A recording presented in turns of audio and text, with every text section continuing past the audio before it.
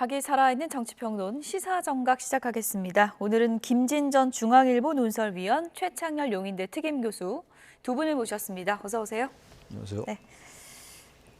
첫 번째 주제어부터 확인해 보겠습니다.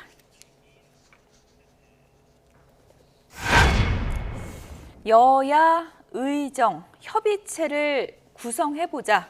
한동훈 대표가 오늘 오전에 이런 제안을 했습니다. 그러니까 지금 의정 갈등이 풀리질 않으니까 머리를 다 같이 맞대보자 이 얘기인데요. 얘기 들어보시죠. 국민의힘은 의료 공백 상황에 대한 국민 불안을 해소하고 지역 필수 의료 체계를 개선하기 위한 여야 의정 협의체를 구성, 운영하자는 제안을 드립니다. 의대 정원 문제로 장기간 의료 공백 상황이 발생하면서 국민들의 불편이 가중되고 있고 응급의료 체계에 대한 국민들의 불안이 큽니다. 이에 여야 의정이 함께 머리를 맞대고 의료 현장의 진료 서비스를 정상화하면서 의료개혁이 국민의 도움이 되도록 효율적으로 진행될 수 있도록 협의하고 의대 정원 증원의 합리적 대안을 모색하는 협의체를 구성해서 운영하자는 겁니다. 그 과정에서 국민들과 의료 현장의 의견도 충분히 들어야 합니다. 앞으로 이 여야 의정 협의체가 국민들의 불안감을 해소하면서 대한민국의 지역 필수 의료 체계가 개선되는 데 기여할 수 있기를 기대합니다. 더 이상 갈등은 안 된다. 협의체 만들자. 한 대표 제안에 대해서 대통령실이 즉각 화답했습니다. 이런 입장을 밝혔는데요.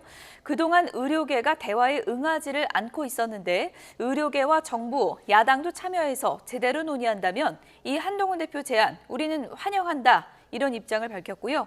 이 논의에서는 제로 베이스에서 모든 검토가 이루어질 수 있다. 이런 입장을 밝혔습니다.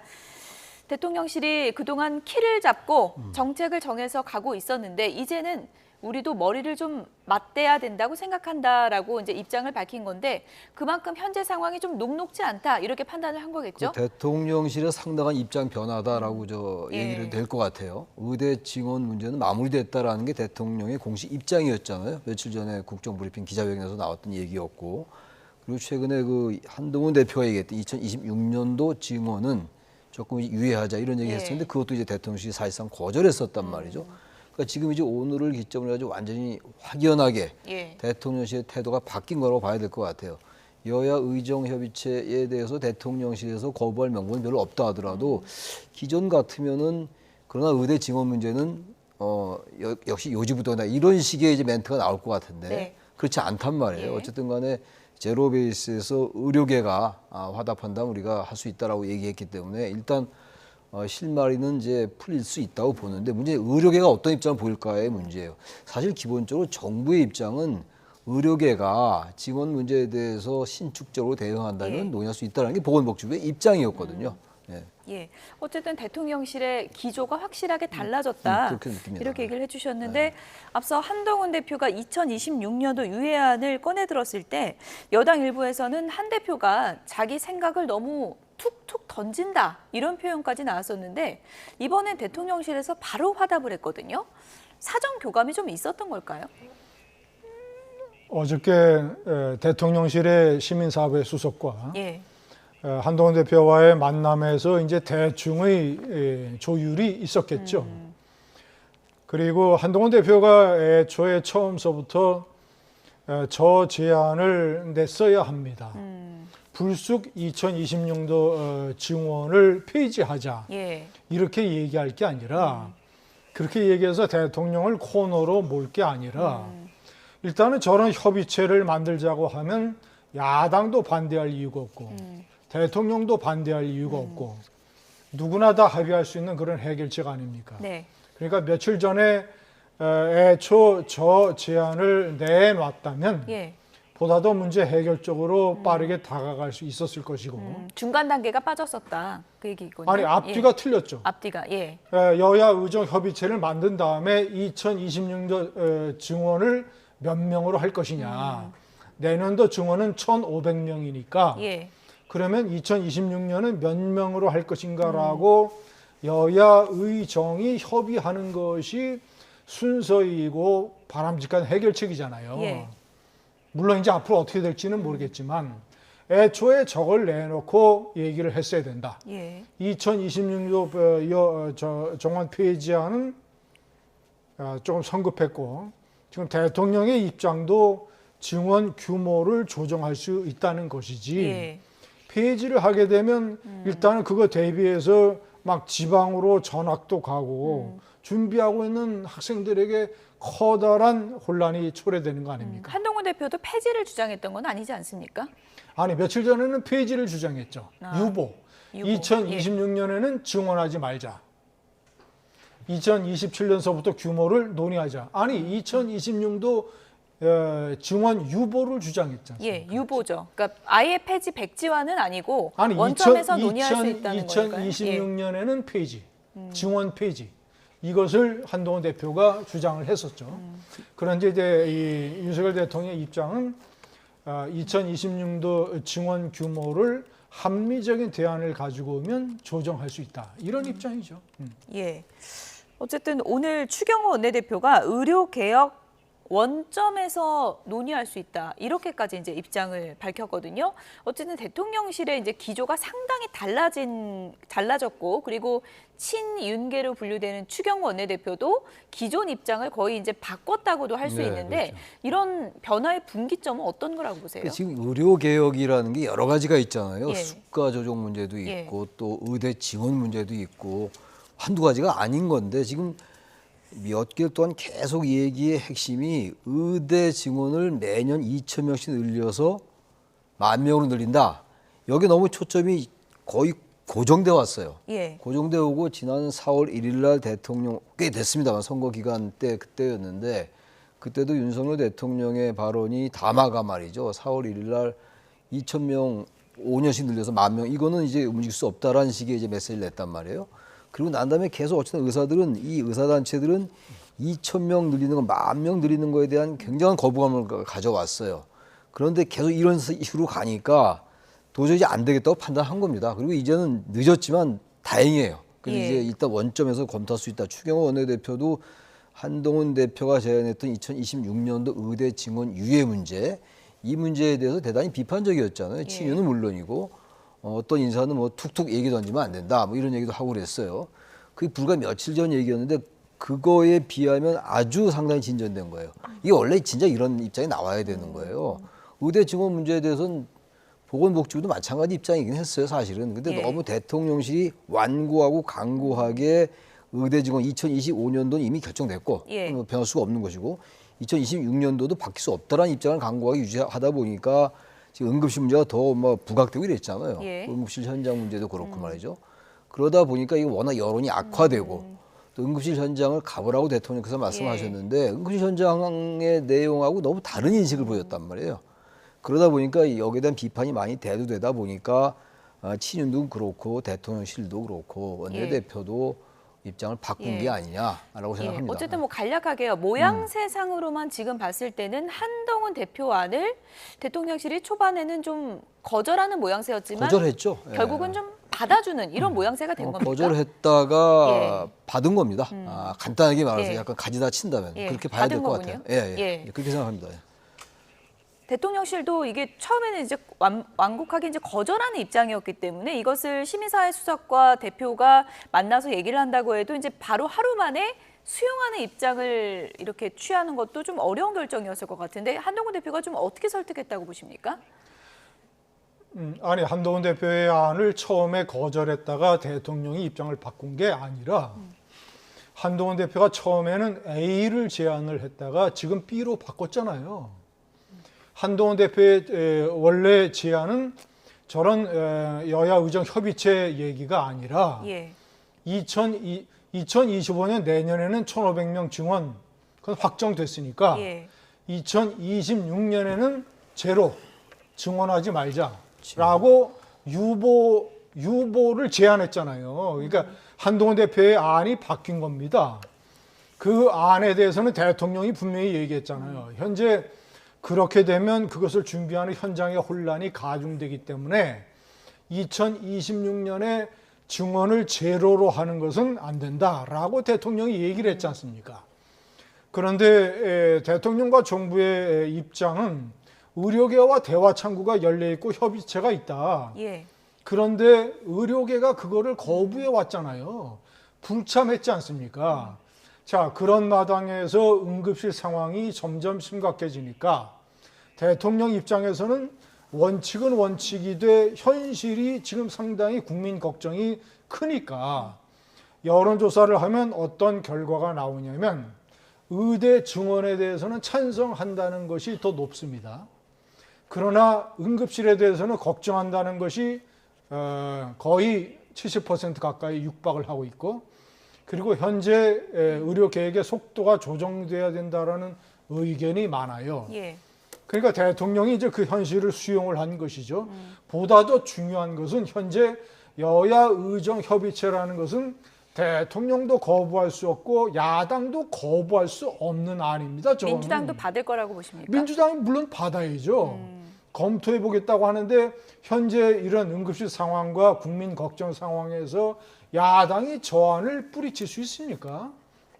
예. 저안은 대통령도 받을 수밖에 없고 야당도 받을 수밖에 없고, 문제는 의료계죠. 의료계가 보다 더 이제 자신들의 주장을 고집을 하면서 의대 정원 무조건 폐지를 약속하지 않으면 저 협의체도 참석할 수 없다라고 의료계가 나오면 예. 그러면 상황이 상당히 어려워지는 것이고, 지금 문제의 관건은 저것에 의료계가 참석을 하느냐, 예. 그리고 참석한 다음에 논의를 해서 2026년에 증원 규모를 1,500명에서 얼마나 줄이느냐, 예. 그것이 핵심입니다.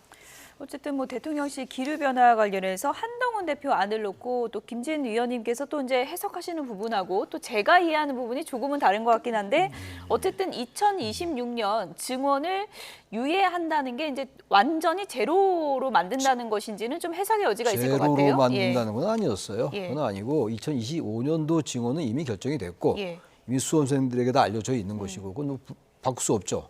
2026년도는 아직 고등학교 2학년이니까 시간이 좀 있으니까 예.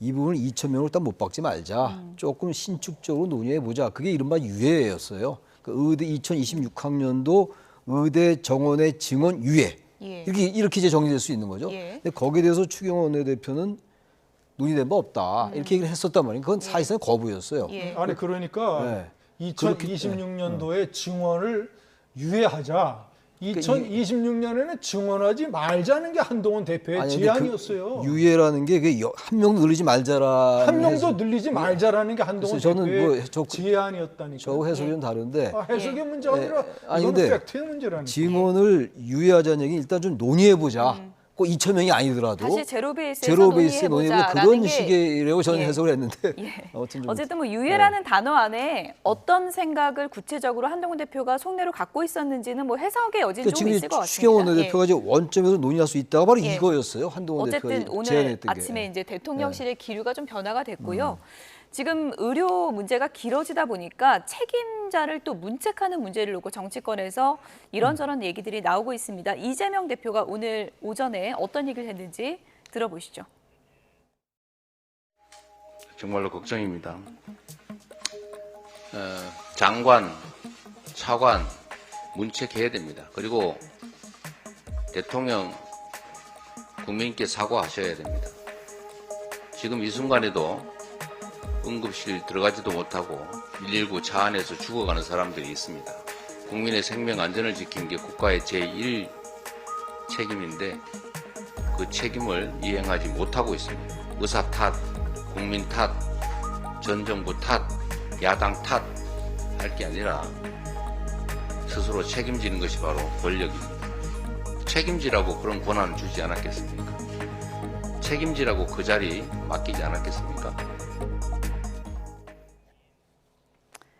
네, 국민의힘의 나경원 의원도 이제는 새 판을 짜야 된다 이런 제안을 했었는데 이재명 대표도 장관, 차관 문책해라 이렇게 주장을 했습니다. 이 시점에 필요하다고 보십니까?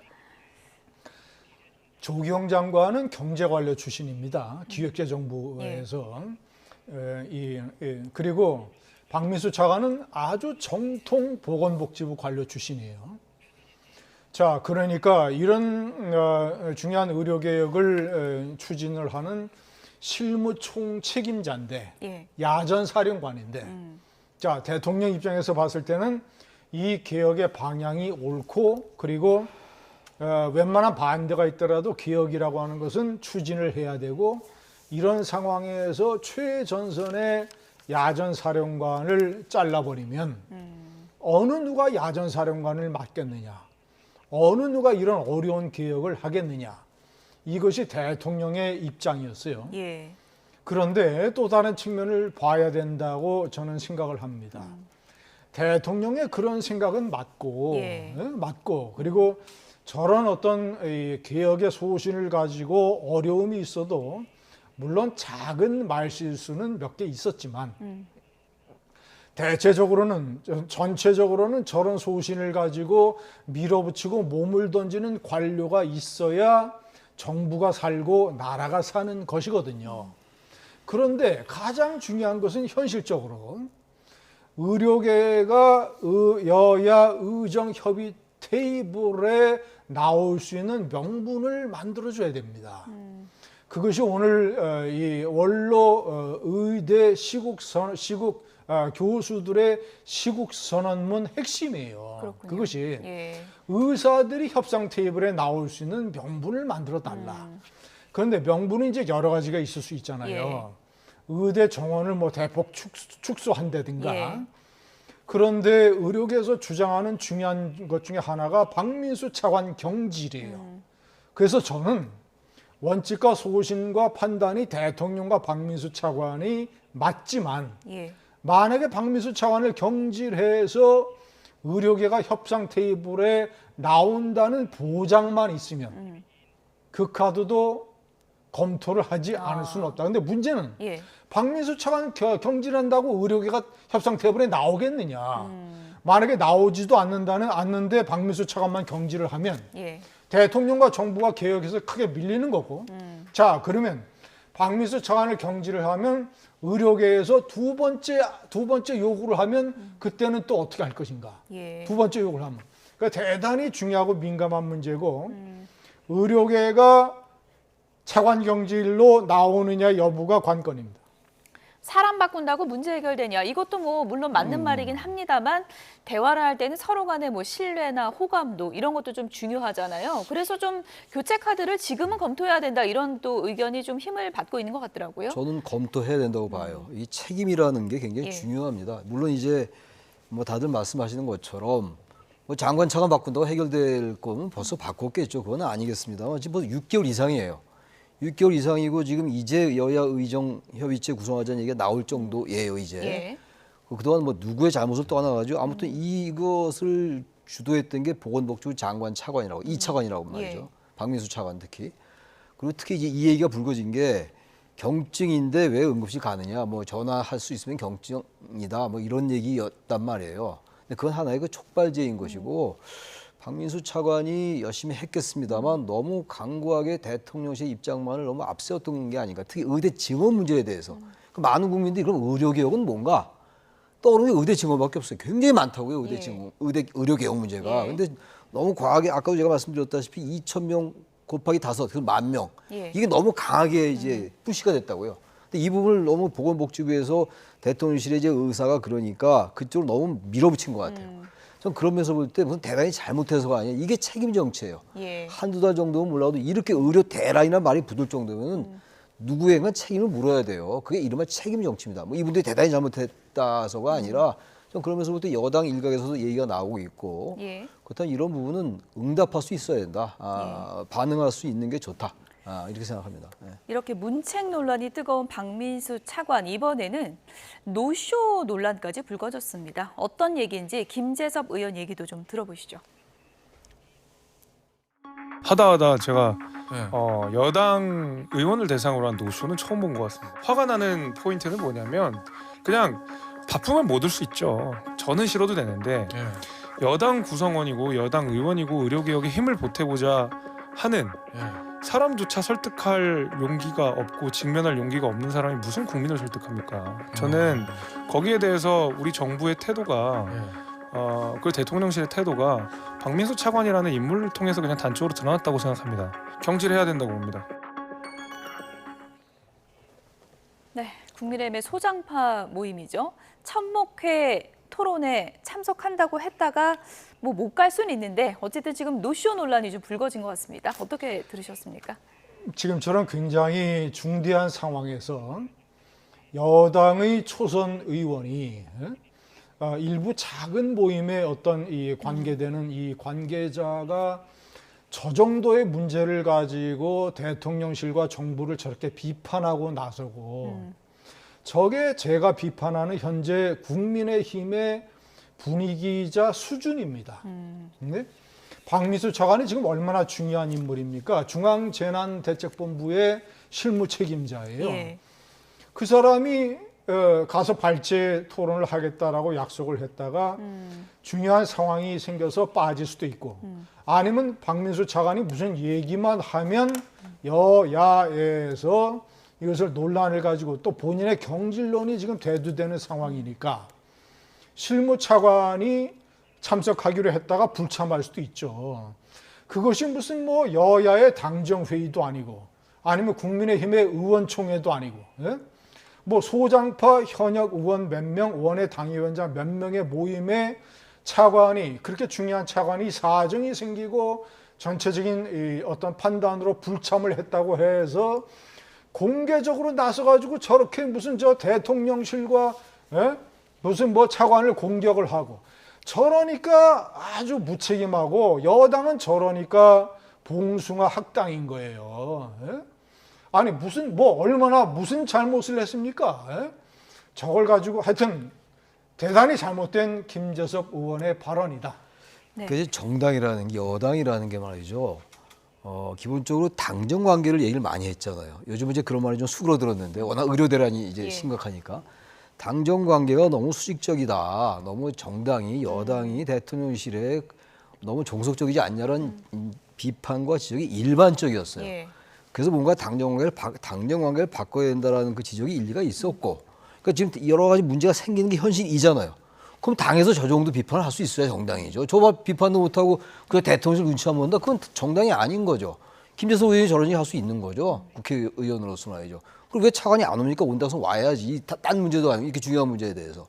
예. 네. 어쨌든 뭐 초선 의원 김재섭 의원의 그 발언을 놓고 두 분의 시각이 상당히 좀 엇갈리는 걸 확인해 볼 수 있었는데 김준희 의원님께 또 이렇게 질문을 좀 드려볼게요. 어쨌든 이제 박민수 차관 얘기가 계속 나오다 보니까 이번에 이제 뭐 교체 카드도 검토해 볼 수 있다고 하셨는데 어쨌든 박민수 차관의 최근 언론 인터뷰라든지 저런 행동 그게 뭐 큰 부분은 아닐지라도 이제 국민 정서를 분명히 건드리는 부분들이 있었거든요. 그런 부분은 박민수 차관이 좀 책임을 져야 되지 않나 이런 시각도 분명히 있는 거거든요.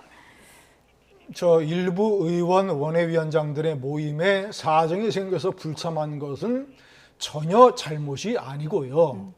그것을 가지고 저렇게 얘기하는 것 자체가 경박한 것이고 예. 자 그리고 전화를 걸 수 있으면 경증 환자가 경증 환자다라고 얘기한 것은 본인도 해명을 했지만 정확하게 맞는 얘기가 아니잖아요. 내가 다리가 부러졌는데 다리가 부러져도 전화는 할 수 있잖아요. 응급실에. 예. 그렇지 않습니까? 예. 그렇지만 대체적으로 일반적으로 우리가 봤을 때 정신이 말짱해서 전화를 할 정도면 중증은 아니지 않느냐라는 일반적인 얘기를 한 것이고 그것을 가지고 무슨 책임론을 걸고 경질론을 얘기할 정도의 문제는 안 되고 제가 거듭 얘기하지만 압록과 홍수의 피해가 막심해서 민심이 흉흉하니까 이 들리는 보도에 따르면 김정은 위원장이 그 담당 도의 당 책임 비서를 엄하게 문책해서 처형설까지 나오는데 사람들이 말이죠. 세상이 이런 일이 벌어지면 꼭 희생양을 찾으려고 해요. 그런데 진짜 거기에 걸맞는 잘못을 하지 않았는데 희생양으로 해버리면 어떤 관료가 팔을 걷어붙이고 일하겠습니까? 예. 어쨌든 뭐 말씀해 주신 것처럼 이 의정 갈등에서 책임이 막중한 자리이기 때문에 뭐 여론의 도마에는 계속 오를 수밖에 없는 거고 또 이번에 이제 협의체 마련되면서는 이제 거취 문제가 분명히 더 불거질 수밖에 나올 없기 거예요. 때문에 본인의 또 입장 표명도 있어야 될 것 같고요. 그러니까 저런 정도 예. 얘기가 나오면 문제가 있으니까 나오는 거예요, 얘기가. 그렇다면 물론 이제 박명수 차관으로서는 열심히 일했는데 이게 희생양 아니냐라는 그 볼멘 소리가 나올 수 있지만 책임지는 게 바로 저런 자리예요. 그렇고 아까 발언에 대해서 말이죠. 그 자체의 발언은 그게 틀린 말이 아닐 수 있을지 모르겠으나 예. 현재 의정 갈등과 의료대를 보는 관점이 잘못됐다는 것을 아주 상징적으로 보여주는 거거든요. 그 말 자체가. 예. 지금 그런 말 때문에 문제가 되는 게 아니잖아요. 지금 현재 의료 현장이 지금 정부나 특히 대통령실의 인식이 일반적인 우리 인식과 많이 떨어져 있다고, 동떨어져 있다. 그걸 지적해야 되는 것이 실무장관이. 그래야지 문제 제대로 풀 텐데 그러지 않고 경직이니까 전화할 수 있다. 이 자체가 벌써 현재 상황을 잘 못 보고 있는 것이기 때문에 책임져야 된다. 이런 거죠. 예. 말 자체가 틀리고 맞다의 문제가 아닌 거죠. 예. 네. 어쨌든 뭐 이런 문제를 풀기 위해서 여야 의정 협의체가 필요한 거고 지금 뭐 대통령실은 화답을 했는데 야당과 의료계에서는 어떤 입장이 나올지 기다려 보겠습니다. 다음 주제로 넘어가 보겠습니다.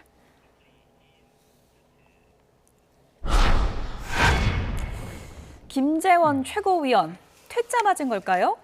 김민석 최고위원이 토론을 좀 해보자고 했는데 아마도 퇴짜를 맞은 것 같습니다. 어떤 얘기인지 들어보시죠.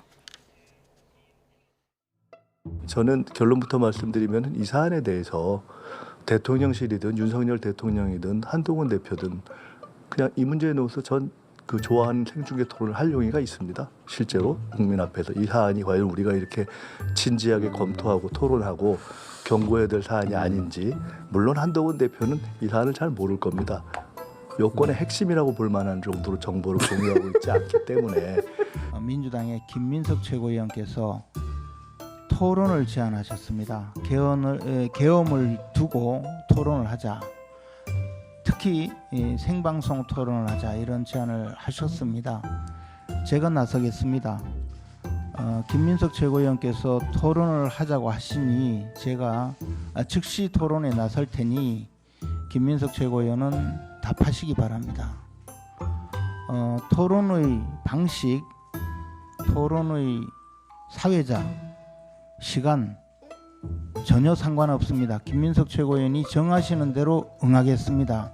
그리고 토론 시간도 김민석 최고위원이 정하시기 바랍니다. 항상 5.18 막말하는 사람하고 제가 왜 앉아요?